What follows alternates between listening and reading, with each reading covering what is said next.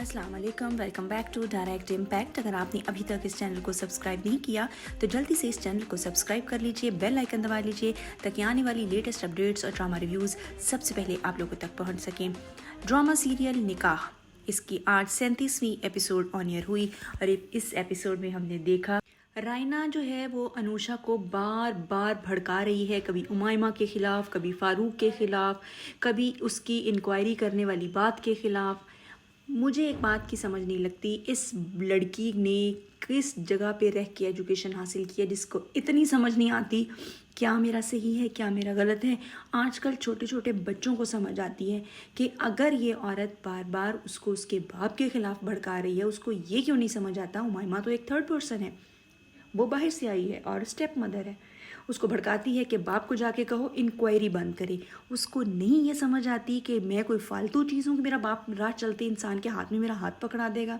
और जब उमाइमा उसको एक सही बात बता रही है कि अपने बच्चे के लिए हर बंदा अच्छा सोचता है, इंक्वायरी तो करता है, तो नेचुरल है, किस कदर बदतमीज़ी करती है। और फ़ारूक बोलता भी नहीं है, और जब वो ये कह के चलिए कि मुझे फ़र्क नहीं पड़ता तो फिर इस बाप को चाहिए था कि उसको कहता कि ठीक है, अगर तुम्हें मेरी रोक टोक या मेरे फैसले पसंद नहीं है तो तुम मेरे घर से जा सकती हो।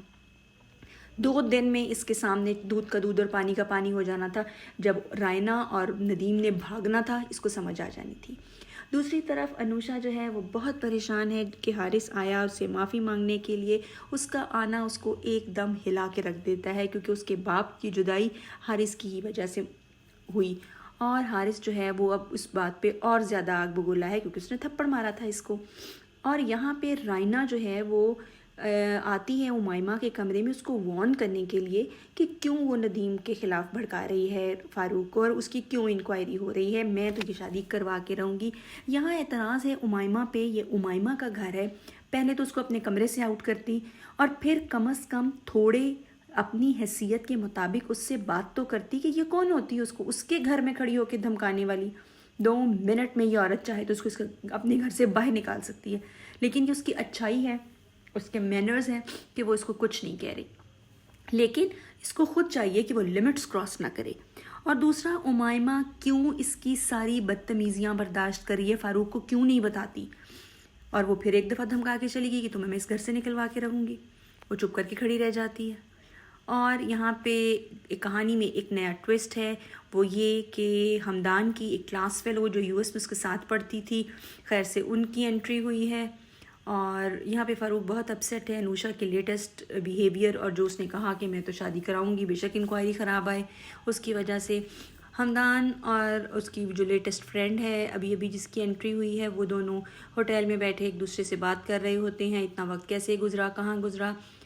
अनुषा ने कांटेक्ट किया है अम्मू से ये बताने के लिए कि हारिस आया था, बहुत नेचुरल सी बात है। और उमाइमा इतनी बेवकूफ़ क्यों है, क्यों उसको कहती है कि तुम उसको फ़ोन करो, भाई तुम उसका नंबर हारिस का लो और तुम उसको फ़ोन करो, तुम उसकी बड़ी हो कि ख़बरदार हमारी बच्ची को दोबारा कांटेक्ट मत करना। और फिर जब अनुषा ने मना किया कि हमदान को इन्वॉल्व ना करो, और हमदान का बाप भी पसंद नहीं करता कि अनुषा के मैटर्स में हमदान इंटरफेयर करे, तो उमाइमा को अपनी ये बात हमदान से शेयर ही नहीं करनी चाहिए थी, इसको फिर भी अपने हस्बैंड से ही शेयर करनी चाहिए थी, बेशक वो अनुषा को पसंद करता है या नहीं करता है।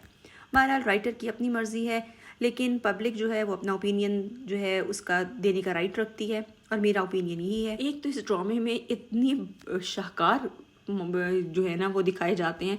खैर से अब फ़ारूक ने एक और शोशा छोड़ा है कि वो घर दामाद बनाएगा नदीम को, और ये चीज़ आगे चल के इनके लिए मुश्किल पैदा करेगी। तो खैर से अनुषा बहुत खुश होती है, ये सारी बातें छुप के सुन रही होती है, लेकिन हमदान एक माकूल इंसान है, उसको ये बात बिल्कुल पसंद नहीं आती, वो ऑब्जेक्शन करता है। लेकिन खैर से फ़ारूक साहब किसी की सुनने को तैयार नहीं है, वो बिल्कुल अंधे हो चुके हैं अनुषा की मोहब्बत में। लेकिन उमाइमा ने बहुत अच्छा जवाब दिया कि मैं अनुषा के मैटर्स में इंटरफेयर नहीं कर सकती, उसका बाप बैठा है, वो बेहतर फैसला करेगा। और जब उसने कहा कि जहेज़ की लिस्ट बनाओ, तब भी उसने कहा वो बच्ची मुझे तो एक्सेप्ट नहीं कर सकी, मेरी बनाई हुई लिस्ट को क्या फ़ॉलो करेगी। और खैर से युसरा मैडम को यहाँ पे भी समझ नहीं लगी कि वो अपनी इतनी बड़ी खुशी शेयर कर रही है कि मेरे बाप के क्या क्या फ़ैसले हैं, मैं सुन के आई हूँ। और रायना का उस पर जो रिएक्शन था उसको तब भी समझ नहीं लग सकी कि ये औरत खुश क्यों नहीं होती मेरी खुशी में, कुछ सोचने लग जाती है। और फिर जब ये उसको हिलाती है और उसको पूछती है कि आपको खुशी नहीं हुई, तो तब उसको अचानक खुशी होना शुरू हो जाती है।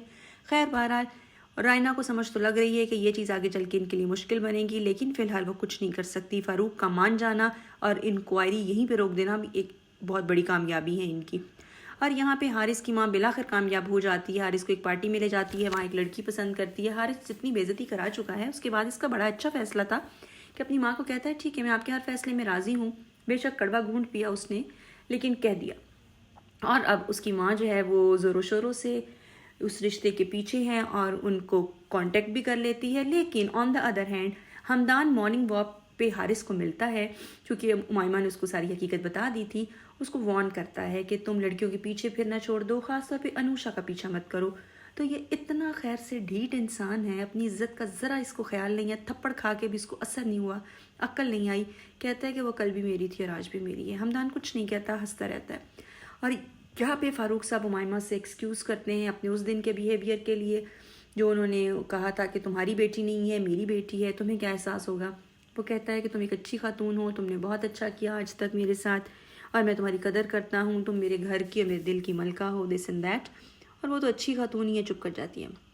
اور یہاں پہ حسب عادت ایک عورت کو وہاں پہ جب ایک آدمی ٹھوکر مار کے جا رہا ہوتا ہے، انوشا چیختی چلاتی ہے، تب ہمدان آ جاتا ہے، وہ شخص بدتمیزی کرنے لگتا ہے تو اس کو سنپ کرتا ہے، لیکن یہاں انوشا کو بھی سنپ کرتا ہے کہ اتنی بہادری دکھانے کی ہر جگہ ضرورت نہیں ہے، اس طرح کے لوگ نقصان بھی پہنچا سکتے ہیں۔ اس سے بل لے لیتا ہے کہ میں پے کروں گا، اور وہ حسب عادت اکڑتی نہیں ہے، دے دیتی ہے بل۔ اور یہاں پہ خیر سے حارث کی ماں نے ان کو ڈنر پہ انوائٹ کر لیا لڑکی والوں کو، اور حارث بے بس کھڑا دیکھ رہا ہے۔ کلب میں خیر سے رائنا یہ بات ندیم کو بتاتی ہے کہ اب آپ گھر داماد بنیں گے۔ وہ کہتا ہے میں تو باؤنڈ ہو جاؤں گا، ان لوگوں کی 24/7 میرے پہ نظر رہے گی، چیک رکھیں گے، ہم کیا کریں گے۔ وہ کہتی سوچیں گے، فی الحال مت کرو ایسے۔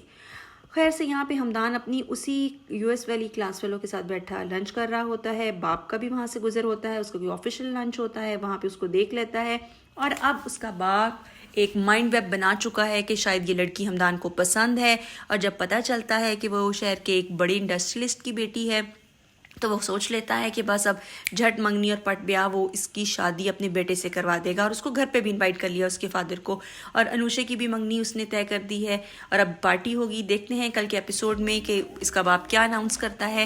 یہ تھا آج کا ریویو، آپ کو کیسا لگا کامنٹ سیکشن میں اپنی رائے کا اظہار ضرور کیجیے گا۔ اس چینل کو سبسکرائب کر لیجیے، بیل آئیکن دبا لیجیے تاکہ آنے والی لیٹسٹ اپڈیٹس اور ڈرامہ ریویوز سب سے پہلے آپ لوگوں تک پہنچے۔ اگلے ریویو تک اجازت چاہتے ہیں، اللہ حافظ۔